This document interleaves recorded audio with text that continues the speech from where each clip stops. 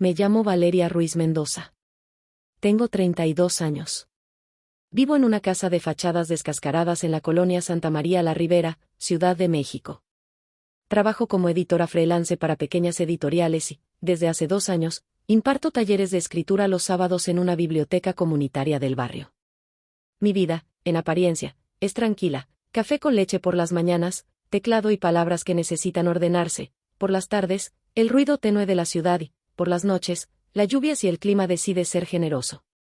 Emocionalmente, estoy en un limbo que pesa. He aprendido a fingir normalidad, a sonreír con cuidado, mientras guardo una inquietud que ronca en mi pecho y me impide dormir las noches en que la memoria se vuelve abrupta. Antes de seguir, si te gustan las historias reales que duelen y despiertan ecos, por favor considera suscribirte. Compartir esto no es fácil, pero quizá alguien necesite escucharlo. La frase que da título a esta historia ocurrió en la boda de mi hermano menor, hace poco más de un año. Fue una tarde de mayo con ese calor pegajoso de Ciudad de México que te pega la camiseta al cuerpo y trae consigo olor a comida callejera, tacos al pastor, pan caliente, humo de incienso barato mezclado con el perfume agrio de la ciudad. La recepción se hizo en el jardín de la casa familiar, luces de feria colgaban de los árboles, y una lona azul protegía la mesa de los postres del viento. La familia, extendida como un tapiz, se replegaba en risas, miradas calculadas y alguna que otra copa alzada para enterrar pequeñas hostilidades. La madre que me crió, mi madre adoptiva, se llama Teresa. Tiene manos grandes, uñas cortas, voz que no levanta mucho el tono pero que siempre obliga a volver la mirada. Es una mujer de rituales, de platos al horno, de perfección doméstica que raya en la exigencia. Criarme la manera en la que lo hizo, con reglas, con recetas, con lúcidas reprimendas, me dio una estructura que agradezco y maldigo. Abordo su figura sin resentimiento gratuito. Hubo abrazos, sí, vacaciones pagadas, sí, y noches de miedo en las que me consoló. Fue quien me sostuvo cuando mi padre se fue para no volver cuando yo tenía 10 años, y pagó tantas cuentas que parece que heredé de ella la costumbre de contar monedas en la penumbra para dormir. Pero Teresa tiene un talón, su orgullo y su necesidad de control. Y ese talón se convirtió en un cuchillo afilado la noche de la boda. Mi hermano Samuel, el novio, es 8 años menor. Siempre fue el favorito a ojos de muchos, simpático, guapo en una medida sencilla, capaz de hacer reír a un salón con una anécdota. Lo amo y lo envidio en partes iguales, por su facilidad para recibir afecto, por la forma en la que nunca preguntó demasiado sobre mi pasado, por la manera en que la familia siempre lo apoyó. En la boda, Samuel estaba radiante; la novia, Lucía, con un vestido blanco sencillo, tenía la mirada clavada en la suya y, por momentos, me parecía que la alegría flotaba en el aire con el mismo peso que las moscas en la tarde. Sentía la tensión en mi estómago desde la mañana.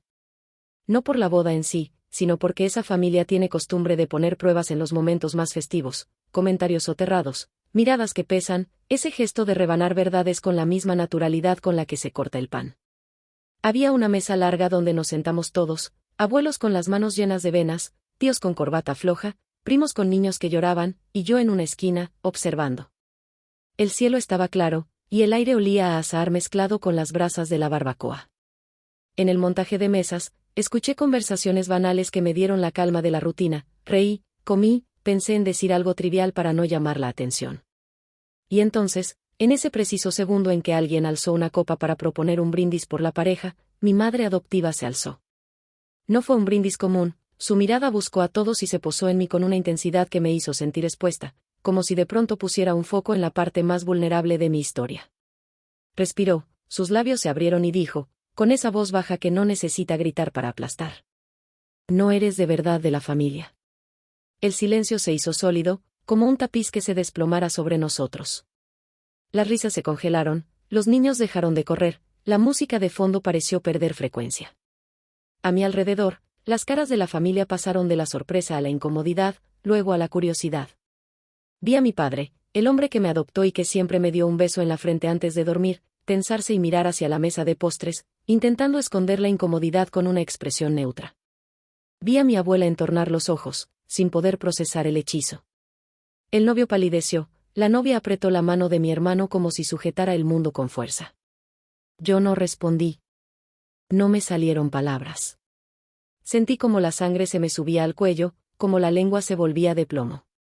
Hubo un ruido de párpados que parpadeaban y un murmullo que trató de recomponer la tarde. Alguien abrió un sobre con dinero para los recién casados, alguien más entonó una canción desafinada, una tía intentó reír y lo hizo con la boca cerrada. Pero la frase de mi madre quedó clavada como un alfiler, y en mi cuerpo se instaló el frío que antecede a la náusea.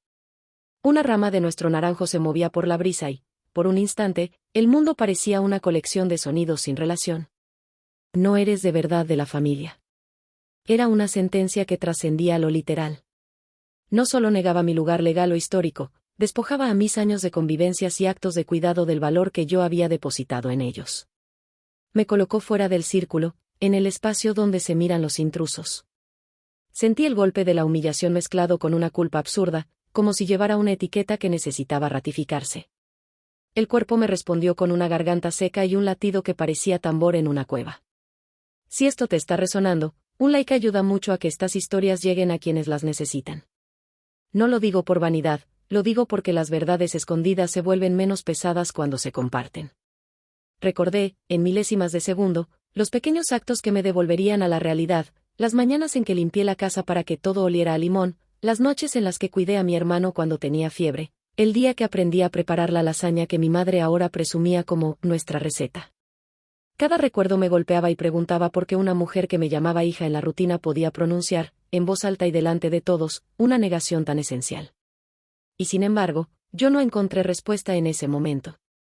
Elegí el silencio no como pasividad, sino como una coraza que, en mi pensamiento, me protegía de hacer más grande el espectáculo, de dar a la ignominia el regalo de una discusión. Después del comentario de Teresa, hubo un par de preguntas tímidas. Una tía miró a mi padre la miró a ella. Una prima lanzó un «¿qué dijo?», que se perdió con el ruido de las copas. Mis manos estaban frías, tuve que apretar el borde de la mesa para no desmoronarme. No respondí porque mi respuesta hubiera sido un puñado de ira que, en un lugar donde la celebración debía prevalecer, habría sido interpretada como improperio. No respondí porque, en una familia que gira sobre un eje de normas no escritas, cualquier réplica mía podía ser leída como desagradecimiento o, peor, como prueba de que mi madre tenía razón. En mi silencio hubo, paradójicamente, un acto de protección, proteger el recuerdo de lo que fuimos y, al mismo tiempo, protegerme de la humillación pública. Esa noche me fui a casa con la sonrisa pegada, el maquillaje intacto y un estómago que dolía con una especie de culpa que no era mía. Cerré la puerta y me apoyé en ella hasta que la madera hizo contacto con mi espalda. Las lágrimas llegaron, no con estrépito sino con goterones pegajosos que dejaron un mapa salado en mi rostro. Me senté en el piso de la cocina, respiré el olor a jabón y a la cebolla que había cocinado antes de salir, y entendí que aquel «no eres de verdad de la familia» no era una cuestión de parentesco genealógico, era una daga que Teresa usaba para recordarme que en su corazón yo siempre sería alguien a quien mirar con recelo. No voy a pedir disculpas por contar esto. Si algo de lo que comparto te ha tocado, te invito a comentar, leo todo lo que escriben. Saber que no estoy sola en este ruido me da fuerzas. Pero esta es solo la primera escena. Hay secretos que se mantienen bajo el polvo hasta que alguien los despeja. Y en mi familia, el polvo llevaba años acumulándose. Pasaron semanas después de la boda en las que intenté recomponer una cotidianidad que de pronto se sentía resquebrajada. Continué con los talleres en la biblioteca, con los proyectos de edición, con los correos que pedían correcciones y los pagos que siempre llegaban tarde. A veces, cuando me encontraba sola en la sala de mi departamento, la frase volvía a mí como un eco: «no eres de verdad de la familia». La repetición la despojaba de su fuerza original y la transformaba en una grieta que llamaba a ser explorada. Comencé a husmear en mi memoria, no por morbosa curiosidad, sino para comprender de dónde venía la voz que me hirió. Mis noches se convirtieron en vigilias. Caminaba por el departamento, encendía una lámpara, me servía té y observaba las sombras en la pared como si fueran interrogantes. El frío en el estómago se hacía más frecuente, era un frío que nacía en la base del ombligo y ascendía, como la sensación antes de vomitar. Empecé a tener insomnio, me dormía al amanecer con el sonido lejano de los automóviles y despertaba en cuanto algo en la casa crujía. A veces, me descubría hablando sola, repitiendo las cosas que le diría a mi madre si tuviera el valor de mirarla a los ojos. Tenía la garganta áspera por usar palabras que nunca pronunciaba. Un sábado por la mañana, decidí enfrentar aquello. Fui a la casa familiar. El trayecto fue una colección de sensaciones: el olor a gasolina de los coches, el pan recalentado de una panadería, el calor húmedo que se pegaba a la piel. Llegué y la casa parecía igual, como si nada hubiera ocurrido, las cortinas del salón igual de limpias, el reloj de pared marcando la hora con su tic-tac incansable, el eco de voces bajas que probaban la comida. Teresa me recibió con una taza de café y una sonrisa que olía a planificadas disculpas. Valeria, dijo, sin rodeos.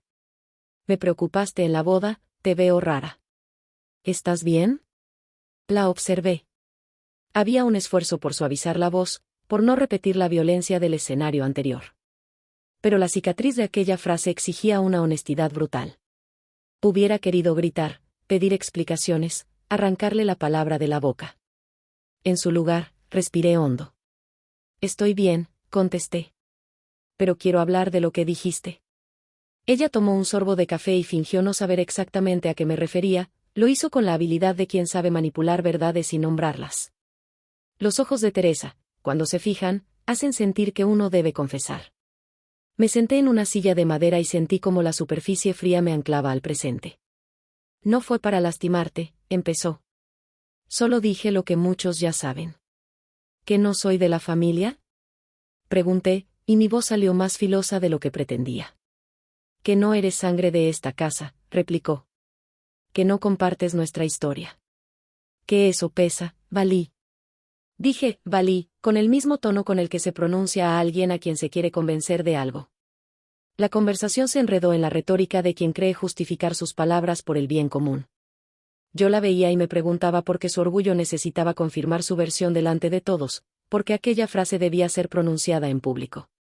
Teresa, en su defensa, habló de tradiciones, de líneas de sangre, de cómo a veces la pertenencia no solo se demuestra con actos sino con verdades que se repiten. No lo dije para hacer daño, insistió. Lo dije porque tienes que entender que hay cosas que no se cuentan, que no se mezclan tan fácil. En ese instante, sentí algo más que rabia, sentí miedo. No por mí, sino por las necesidades de Teresa de mantener un relato que la beneficiara. Empecé a percibir que mi silencio en la boda había sido, en parte, una decisión infantil, ser pequeña para que la carga no recayera en mí. Ahora, siendo adulta, debía decidir si la verdad que pedía era un ruina que iba a derrumbar la casa o un terreno para volver a sembrar. ¿Qué es lo que sabes? Pregunté sin rodeos. Su mirada se tornó evasiva. Había límites que ni la sangre parece traspasar cuando el orgullo está en juego. Pero luego de un suspiro, comenzó a relatar. Lo que reveló no fue una gran conspiración, sino una acumulación de silencios y pactos. Yo había sido adoptada a los 3 meses por una amiga de la familia, una mujer joven que no podía mantener a la bebé. Teresa habló de llamados furtivos, de promesas de mantener la historia en silencio hasta que la familia supiera cómo encajar la verdad. Fue un relato de soluciones prácticas, legalmente, sí, había papeles, socialmente, había una explicación pequeña y cuidada, emocionalmente, había un vacío que nunca se pronunció. Señaló que hubo una confusión de identidades, que mi llegada había sido necesaria para cubrir vergüenzas de antaño. Me contó que, en el fondo, había resentimiento hacia mi madre biológica, una mujer que, según Teresa, se fue sin mirar atrás, y que esa huida había marcado la decisión de traerme a casa con un pacto de silencio. La narrativa que me ofreció estaba curada para justificar sus miedos, que la sangre es la sangre, que la sangre dicta jerarquías, que proteger la reputación era proteger a todos. Escuché y sentí como cada frase se posaba en mi pecho como una piedra. En su relato también había ternura, su voz no era completamente áspera, en los trozos que recordaba, nombraba noches en las que me cobijó, días en que se enojó por mis errores y noches en que me alabó por mis aciertos. Pero la ternura venía empañada por la necesidad de autoridad, por la insistencia en un relato que me colocaba fuera de la genealogía emocional del grupo. Me di cuenta de algo esencial. La verdad que Teresa me daba no era una explicación neutral, era una versión con heridas abiertas, y esas heridas eran suyas. Yo hice lo que creí mejor, me dijo sin mirarme a los ojos. Pero quizá lo dije mal. Lo siento. Sus disculpas no podían borrar la impresión de traición pública, pero eran un comienzo. Aún así, la oferta de reconciliación se vio empañada por la ausencia de una pregunta central: ¿quería yo conocer a mi madre biológica? Teresa habló con cierto fastidio cuando propuse abrir ese capítulo. Sus palabras se enmarcaron en un argumento paternalista: eso te complicaría la vida, no necesitamos más líos, lo que importa es la casa y la historia que hemos construido. Fue entonces cuando la conversación se volvió una prueba. Comprendí que, para Teresa, el control de la narrativa era la forma en que sostenía su autoridad. Yo le pedí tiempo para procesar. Caminé de regreso a mi departamento con la sensación de que la ciudad respiraba de manera distinta, más pesada, quizá, porque ahora sabía que la historia que me formó estaba llena de pequeñas traiciones que se acumulaban. Esa noche no pude dormir. Me hice té hasta que dejó de tener sabor. Vi fotos antiguas, fotos en las que aparecía una pequeña con lazo en la cabeza, fotos en las que mis padres adoptivos me cargaban en brazos, fotos de cumpleaños con velas que dejaban marcas en la torta. Todo parecía tan real y a la vez tan sujeto a una versión que yo nunca pedí que me perteneciera. Con el paso de los días, la necesidad de saber se volvió casi una urgencia física. Tenía un temblor en las manos cuando revisaba documentos, la curiosidad se mezcló con una rabia fría. Le pedí a mi padre, ese hombre que me dio el apellido, que me acompañara a mirar los papeles de adopción. Él dudó. Su mirada me lo dijo todo, había miedo a remover lo que nos mantenía unidos, había vergüenza por lo que se diría si la verdad se mostraba en todo su alcance. Aún así, un fin de semana, me metí entre cajones, saqué carpetas y encontré actas viejas, hojas con sellos, y un contrato firmado. Mi nombre estaba ahí en tinta oficial, pero había una nota al margen que sugería que mi adopción se había facilitado por la intervención de un tercero. Esa nota no decía mucho, pero era un respiro, notaba algo que me conectaba con un pasado al que no había sido invitada. Si esto te está resonando, no olvides suscribirte si quieres saber cómo sigue. No quiero convertir mi dolor en espectáculo, solo quiero compartir que las historias familiares no son lineales, y a veces la verdad te exige pagar con más preguntas. En el centro de ese caos, tomé una decisión: buscar a mi madre biológica. No por venganza, no por curiosidad macabra, sino para entender de dónde soy, y para confrontar, con palabras y quizás sin ellas, a la mujer que decidió darme en adopción. Empecé a preguntar a quienes podían saber: vecinos antiguos, amigas de la época, excompañeros de trabajo de mi madre adoptiva. En cada puerta, la respuesta era una variación del mismo relato: silencios, miradas esquivas, y en contadas ocasiones, fragmentos que me llevaron a una dirección. Encontré, al final, una dirección en un poblado periférico. Era un lugar con calles de tierra, con el olor del campo que se filtra en la ropa, con perros que ladran al desconocido. La posibilidad de tocar esa verdad me puso al borde de la ansiedad, sentí mareo, náusea, la garganta seca. Había una urgencia que no se parecía al dolor del rechazo público, parecía la necesidad primaria de conocer una raíz. Tomé un autobús, y el trayecto estuvo lleno del olor a diésel y de gente que conversaba con voz alta. Llegué al poblado con la sensación de que me esperaba algo que no podría controlar. El poblado donde encontré la pista tenía casas bajas, muchas ventanas con cortinas hechas a mano, y el sonido inconfundible de gallos que fracturaban la mañana. La dirección que tenía era imprecisa, una casa sin número que la gente señalaba con gestos y nombres. Mi corazón palpitaba a un ritmo de tambor, y sentí un frío en el estómago que subía y bajaba, una sensación física que mezclaba miedo y esperanza. Me detuve frente a una puerta de madera con pintura desconchada y respiré hondo antes de tocar. Una mujer abrió, y su cara era la de alguien acostumbrado a los golpes de la vida, mejillas surcadas, manos con callos, mirada que no cuela adornos. Le pregunté por el nombre que tenía en la nota, y sus ojos se abrieron con un matiz de sorpresa y curiosidad. Me invitó a pasar sin demasiadas preguntas, le expliqué, de manera precavida, que buscaba información sobre mi origen. Su silencio fue una bienvenida. La casa olía a frijoles recién cocidos y a sol acumulado en telas. Me ofrecieron asiento y un vasito de agua. Sentada, noté cada sonido: el zumbido de una mosca en la cocina, el eco de una vecina que barrió la puerta, el rumor de una radio vieja. La mujer regresó con algo en la mano, una caja con fotos. Las abrió con la reverencia de quien manipula reliquias. En sus manos, imágenes desvaídas cobraron vida. Había una foto de una bebé con un lazo grande en la cabeza, y en la parte posterior, escrito con tinta ya amarillenta, mi nombre. Mis dedos temblaron al tocar la fotografía, sentí el frío familiar de la cartulina y la textura de un pasado que se ofrecía en fragmentos. Ella quiso que no supieras, dijo la mujer, rompiendo el silencio. Fue Teresa quien se llevó al bebé. Dicen que la madre no tenía recursos, y que prefería la tranquilidad de que alguien la cuidara. La información llegó como una sucesión de golpes, no había dramática conspiración, sino decisiones crudas. La mujer me contó que la madre biológica, de nombre Marta, trabajó en un taller textil en las afueras de la ciudad, que una noche de tormenta, con la máquina de coser a medias, entregó la criatura a Teresa, quien prometió cuidarla como una hija propia. Me hablaron de miedo, de pobreza, de silencios que eludían la explicación de los gestos. Pero lo que más me impactó fue una frase que la mujer pronunció con ternura y pesadumbre. Marta vino a verte una vez, cuando tenías 6 años. Quiso que supieras, y fue detenida por Teresa. Nadie te contó. La noticia me dejó sin aire. La idea de que mi madre biológica intentó acercarse y fue alejada por la misma familia que me acogió era una herida nueva que sangraba con la claridad de la injusticia. Sentí rabia y un dolor tan agudo que me obligó a sentarme.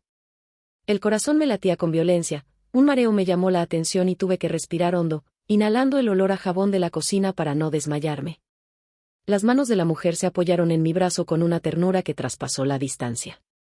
Si quieres verla, dijo, aún vive cerca. No es fácil, pero podría decirle que viniste. Mi mente pasó por una avalancha de imágenes. Podía verla, una mujer menuda, con ojos que reflejaran el dolor y la paz de quien hizo un sacrificio, o bien, una figura deshecha por el tiempo y la culpa. No sabía qué esperar. En el fondo, había una mezcla de deseo de conocer, de rabia para preguntar por qué la habían apartado, y de miedo a encontrar una mujer que no me reconociera. Aún así, no pude resistirme. Dije que sí. La encontré en una casita con flores secas en la ventana. Marta, ese era su nombre, me miró con una mezcla de sorpresa y cansancio que me atravesó. Sus manos temblaban cuando me tocó la mejilla. Fue un contacto breve y cargado. Sus ojos, de un castaño apagado, parecían contener historias que no eran suyas solamente.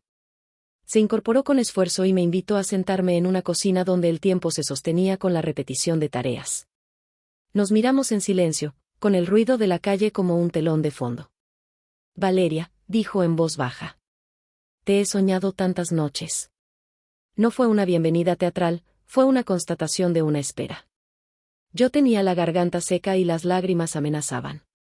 No hallaba palabras inmediatas, los primeros minutos fueron una especie de tanteo, una medida de la distancia y la cercanía. Le conté mi historia de manera fragmentada, la adopción, la frase humillante de la boda, la búsqueda que me trajo hasta su puerta. Ella escuchó y, a medida que hablaba, su rostro fue cambiando, de la sorpresa al arrepentimiento, de la sorpresa al alivio cuando confirmaba que la búsqueda no era una ilusión. Te vi, confesó. Fui una vez y me detuvieron. No pude más. Me dijeron que no metiera la nariz. Me pagaron para que no volviera. La confesión no fue una descarga de culpabilidad, fue una resignación que revelaba angustia y coacción. Me contó que había sido joven, que la fábrica era una trampa de horarios y pequeños sueldos, que hubo hombres con promesas y mujeres con manos callosas que no la dejaron. Dijo que vino a la casa cuando apenas podía caminar y que tuvo que irse para no poner a la niña en peligro. Sus palabras eran una mezcla de defensa y dolor.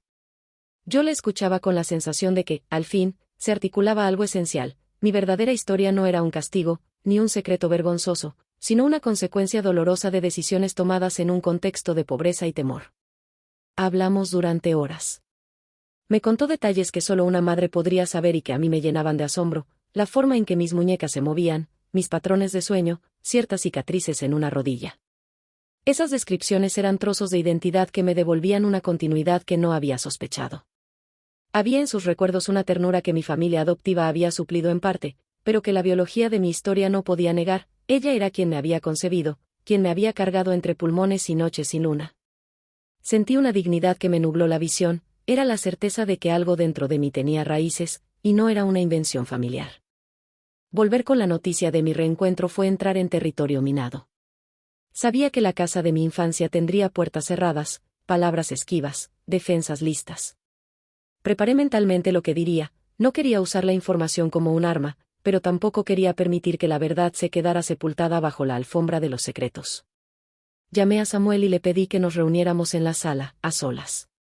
Él aceptó con esa lealtad aliada a la ignorancia que siempre lo había caracterizado, proteger lo conocido antes que cuestionarlo. Cuando le conté que había encontrado a Marta, su cara cambió. No hubo ira inmediata, hubo confusión, luego preocupación por la paz familiar. Me preguntó si era cierto y, cuando confirmé, se quedó en silencio. Había en sus ojos una mezcla de decepción y de miedo de incomodar a nuestra madre. Valí, dijo, con cuidado. ¿Estás segura de que esto es lo que quieres? No quiero que esto nos rompa. Esa frase me hirió y me calmó a la vez. Samuel estaba entre los dos mundos, quería proteger la armonía familiar a costa de la verdad. Resentí la facilidad con la que se aferraba a la comodidad. Le expliqué que no buscaba romper nada, solo quería que se reconociera lo que había ocurrido. Le pedí que viniera a hablar con Marta, a escuchar sin juzgar. Dudó, pero al final aceptó. La visita fue tensa. Samuel cruzó la puerta con una cortesía que ocultaba inquietud. Marta lo recibió con la misma dignidad que había mostrado antes, no señaló culpas, no pidió perdón con teatralidad, se limitó a ofrecer té y a contestar preguntas con moderación. Samuel, al comienzo, se mostró frío, como quien no sabe cómo ocupar su papel en un acto de reencuentro que no había soñado. Pero a medida que la conversación avanzó, se le suavó la mandíbula y dejó caer el velo de su incredulidad. Observé la escena con una mezcla de orgullo y de melancolía, sentí que había logrado un punto intermedio. Volvimos a casa con una atmósfera distinta. Aún así, saber que Samuel había escuchado no cambiaba el hecho de que habría que enfrentar a Teresa. Mi madre adoptiva, al enterarse de que la visita había ocurrido, se encerró. No fue violencia física lo que hizo, sino la agresión fría del silencio. Evitó mirarme a los ojos en las comidas, puso temas triviales como barrera, y en las reuniones familiares devolvía la conversación a anécdotas seguras. Era la estrategia clásica de quien piensa que esconder es administrar la vergüenza. Un domingo, decidí confrontarla con una carta. No me conocía por cartas, pero pensé que poner por escrito lo que sentía me obligaría a ser precisa y a no dejarme arrastrar por el calor del momento. Sentada en mi cocina, con la luz naranja de la tarde entrando por la ventana, escribí todo: la humillación de la boda, el reencuentro con Marta, la necesidad de saber de dónde venía. Le pedí que nos sentáramos a hablar con calma y que, por favor, reconociera el daño que su boca chancla había ocasionado. La respuesta fue una mezcla de desprecio y teatralidad. Teresa llamó a la casa y dijo, con voz controlada, que hablaría cuando le pareciera. No vino a la sala esa tarde, sus tacones no golpearon el pasillo. La sensación era de que cada palabra mía se convertía en una piedra que ella no tendría que recoger. Me di cuenta de que había construido una muralla que no permitiría el paso de lo que le resultaba incómodo. Al día siguiente, sin embargo, todo se rompió. Era una noche fría, con viento que entraba por las rendijas y traía consigo el olor de la lluvia. La familia se reunió por la conmemoración del cumpleaños de mi abuelo. La tensión estaba presente, como una corriente subterránea. En algún punto de la reunión, mi madre adoptiva me llamó apartada y, en un acto que ahora reconozco como premeditado, hizo esa frase que ya conocíamos: no eres de verdad de la familia. Dijo más cosas, acusaciones veladas, rumores antiguos, pero lo que recuerdo con una claridad que duele fue su risa, esa risa corta que denota triunfo. Sentí una ola de calor enrojecer mi cara, las manos me sudaron.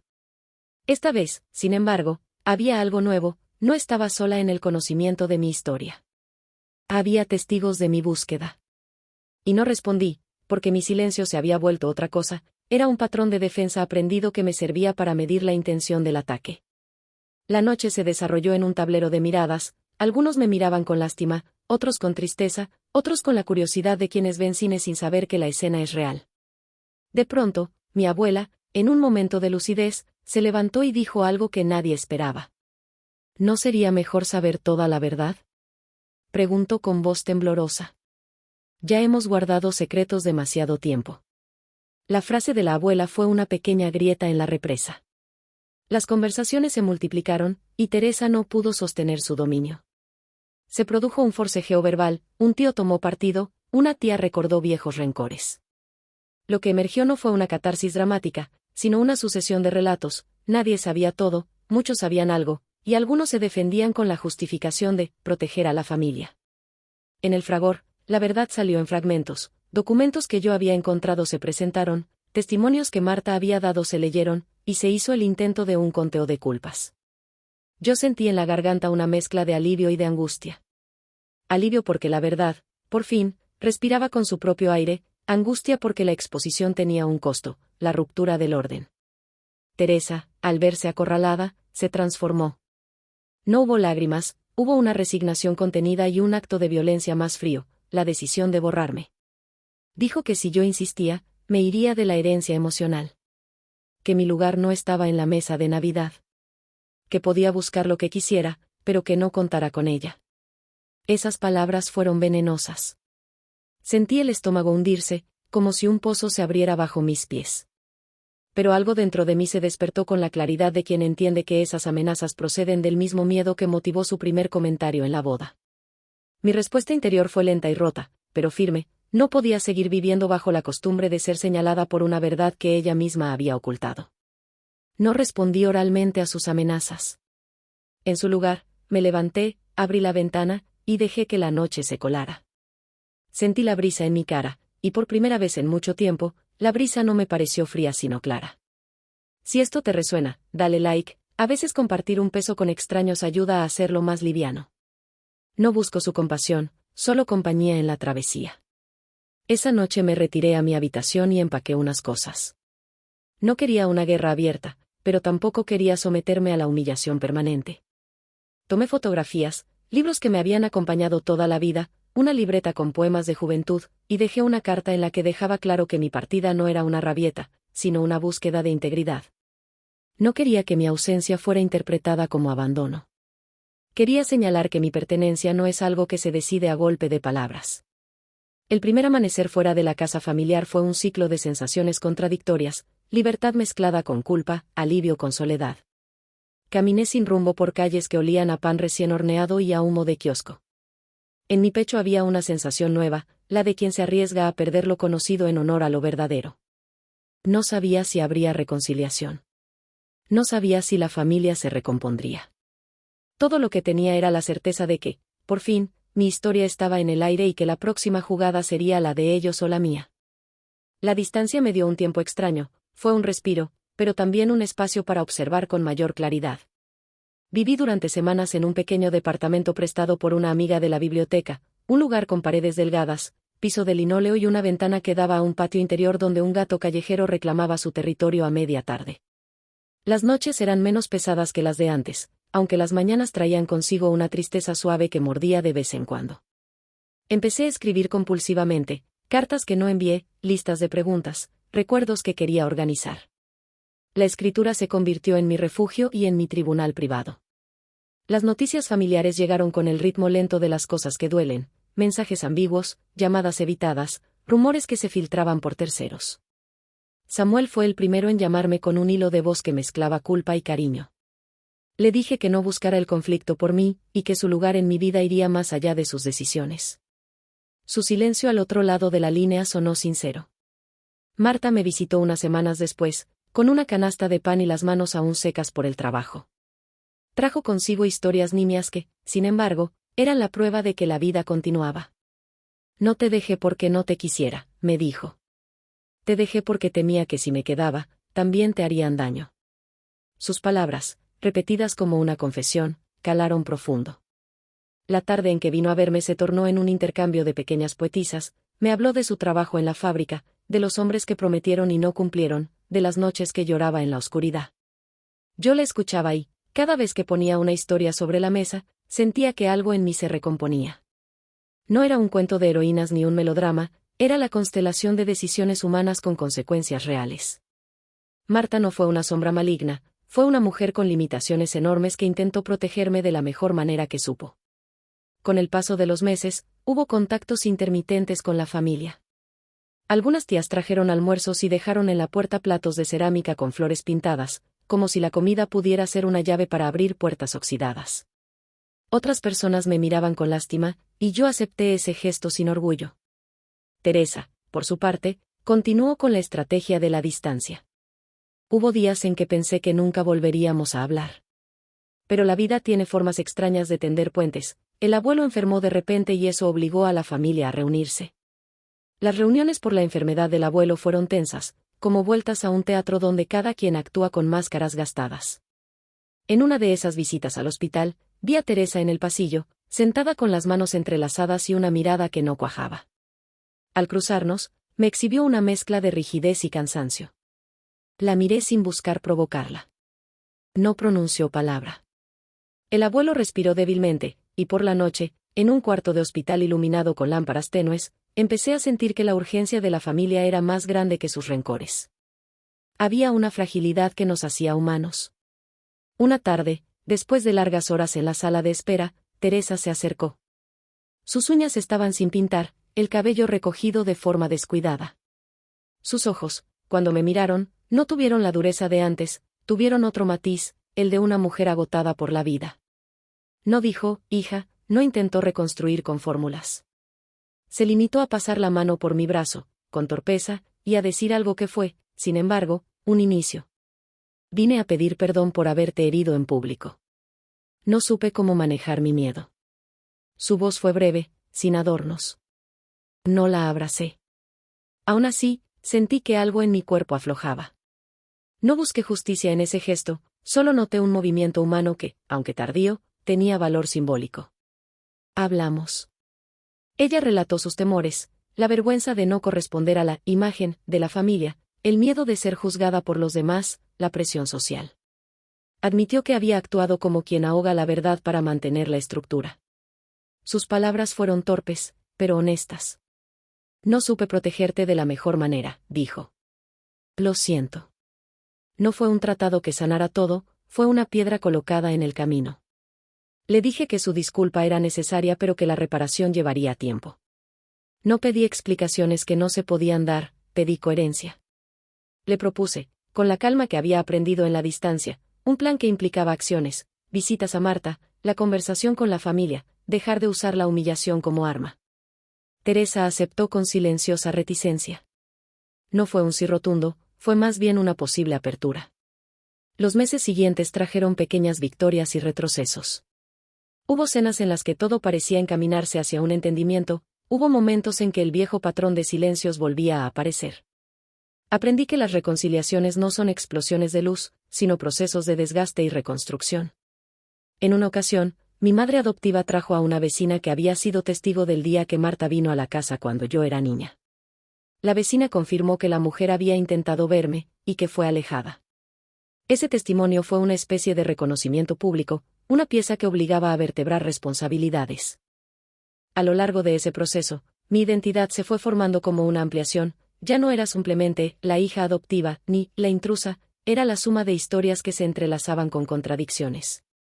Empecé a entender que la pertenencia no es un título que se otorga solo por sangre ni solo por actos, es un tejido complejo hecho de actos, recuerdos, intenciones y también de derechos.